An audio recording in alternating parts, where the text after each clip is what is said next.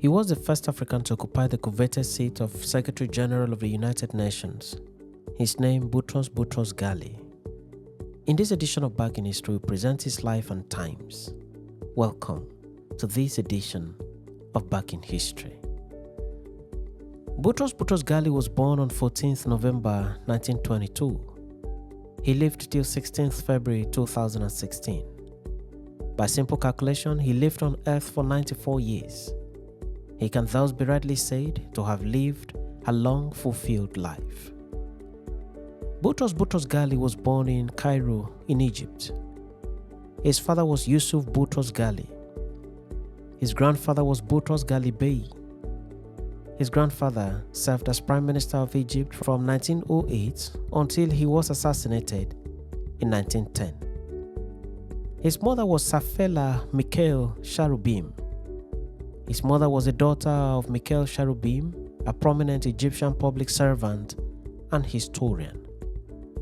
When Boutros came of age, he got enrolled in primary school, and upon graduation, he was enrolled in secondary school, and upon his successful graduation from secondary school, he gained admission into the Cairo University, where he studied law. He carried on with his studies, and in 1946, he successfully graduated with a degree in law. He went on to earn a master's degree and then proceeded to the University of Paris, where he obtained a PhD in international law. Boutros Ghali also earned a diploma in international relations. With a PhD in international law and a diploma in international relations, Boutros had obviously laid the foundation for future engagements at the international scene. Between 1949 to 1979, Boutros Ghali taught international law and international relations at the University of Cairo. Boutros soon became a respected voice on campus and off campus. Between 1963 to 1964, he served as director of the Center of Research at the Hague Academy of International Law. Between 1967 to 1968, he was a visiting professor at the Faculty of Law at the University of Paris. Boutros was also appointed as honorary rector of the Graduate Institute of Peace Studies, a branch of Kyiv University, Seoul. In 1986, he received an honorary doctorate from the Faculty of Law at Uppsala University in Sweden. In 1977, Boutros was appointed as acting foreign minister of Egypt by President Anwar Sadat. This is how Boutros entered into the political sphere.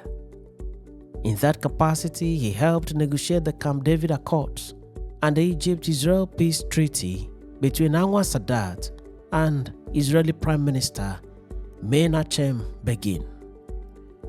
He was acting foreign minister until early 1991 when he was appointed as deputy foreign minister. While serving as foreign minister, Boutros Ghali launched his name to the global stage. He became a popular figure in international relations and soon caught the attention of the who is who in international diplomacy. While still in office as Egypt's foreign minister, the tenure of the then Secretary General of the United Nations, Javier Perez de Cuellar of Peru, drew to a close in 1991, and Africa was next in the rotation. Names of distinguished African diplomats started popping up. Boutros Ghali's name was mentioned for the top job. Another African, Bernard Chidzero of Zimbabwe, was also mentioned for the top job. Others were also mentioned as possible successors to the seat of Secretary General. Eventually, the name zeroed in on Boutros Ghali and Bernard Chidzero. Election was conducted in 1991. There was no winner in the first round between Boutros Ghali and Bernard Chidzero. A second round was conducted and still there was no winner. There was a third round and a fourth round and still there was no winner. Bernard continued to tie with Boutros.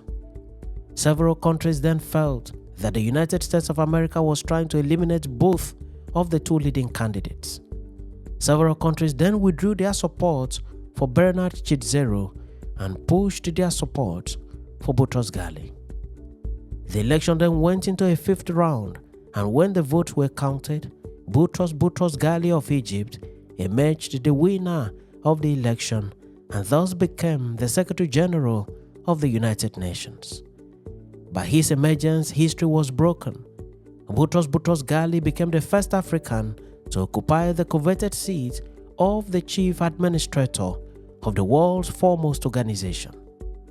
While he emerged the winner in 1991, he needed to wait for the last occupant of the seat to complete his tenure. Boutros thus waited for a while and took office in 1992.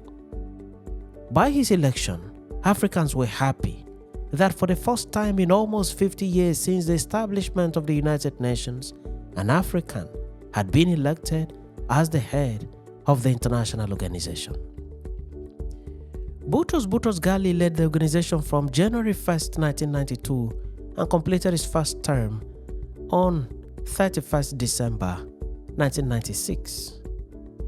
He wanted to go for another 4-year term, but Sam was frustrated by the United States of America. His 4-year tenure coincided with some of the most challenging moments in human history. The Rwandan genocide occurred during this time. There was also the civil war in Somalia. There was also the Angolan Civil War. There was ethnic cleansing in Bosnia and Herzegovina. It was also during his tenure that the world witnessed the Yugoslav War following the disintegration of the former Yugoslavia. Boutros wanted the United Nations to intervene militarily as much as possible in these wars, but he was unable to get the endorsement of the world powers, particularly the United States. Some analysts have said that Boutros had made himself difficult for the superpowers to use in pushing some decisions, hence the love lost between him and America in particular. Boutros did his best in a number of other areas and presented his agenda for the reformation and transformation of the United Nations. He wanted the United Nations to have more powers to follow up its words with action by deployment of the military whenever it became imperative to do so as a last option. Towards the end of his first term, Boutros rooted for a second term. He had become quite popular to some member countries. These countries offered their support for his second term bid, and when the time for the election arrived, Boutros stood unopposed for the customary second term in 1996, despite a fought by the United States of America to unseat him.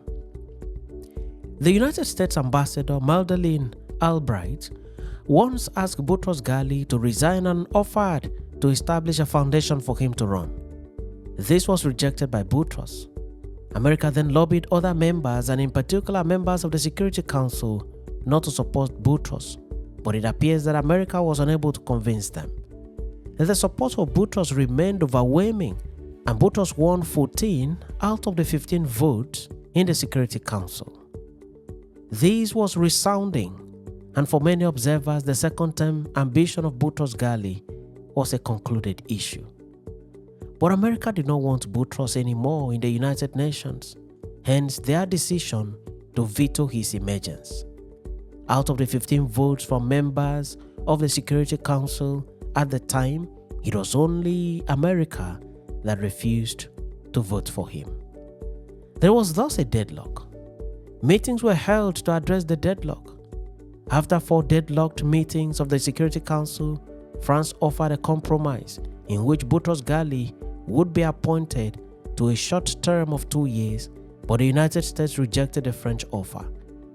Finally, Boutros Ghali was unable to make it for a second term owing to America's opposition to his candidacy.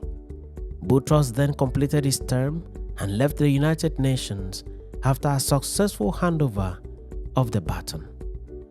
In his life after the United Nations, he continued to contribute his quota to regional and world peace and accepted several positions of authority in various institutions across the world. He was a well-celebrated public figure, and during his lifetime he received several awards for his contributions to humanity. He authored several books and wrote countless articles for academic journals. Boutros was married to Leah Maria Nadler, also of Egyptian origin. Boutros Ghali died at the age of 94 in a Cairo hospital after being admitted for a broken pelvic or leg on 16 February 2016. He reportedly had fallen down the stairs at his home in Cairo. It is possible that he would have lived longer but for the domestic accident. A military funeral was held for him with prayers led by Pope Tawadros II of Alexandria. He was buried at the Petrine Church in Abbasia, Cairo, Egypt. The name Boutros Ghali shall continue to resonate in diplomatic circles, research institutions, and in the history books of the world as one of the distinguished sons of Africa who walked up the ladder to break the record as the first African to occupy the coveted seat of the Secretary of the United Nations. The memory of his contributions to the world shall remain green in the minds of many for many more years to come. Thanks for watching this edition of Back in History, and do remember to subscribe to this channel or follow the page for regular notification on every new video. I remain your friend and host Ekemi Udim, wishing you the best of time as you continue to accompany me on this historical journey across Africa and across the world.